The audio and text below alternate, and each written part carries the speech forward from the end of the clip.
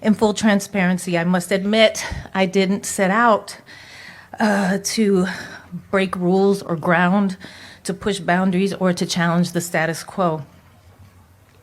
I set out to follow a burning passion against the advice of everyone around me.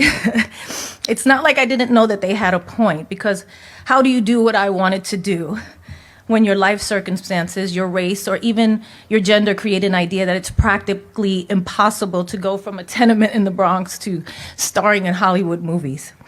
It's just too preposterous to fathom. You just don't belong. Because of course, the life you're born into literally maps out or defines your trajectory. I guess for me, it was simple. It was just not listening.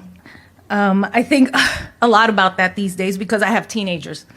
And I'm constantly trying to get them to listen, to be somewhat obedient. And as I was thinking about that earlier, I thought to myself, what a hypocrite I am.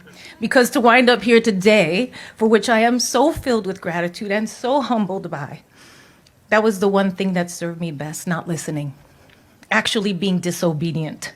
I didn't listen to the outer or even the inner voices that constantly challenged the pursuit of my dreams. In refusing to believe what was allotted to me, to play the background, to play the housekeeper, to play the loudmouth cashier or the maid, although that worked out pretty well in our case, right? I wound up kind of forging a path not yet paved because the only way was to find a way.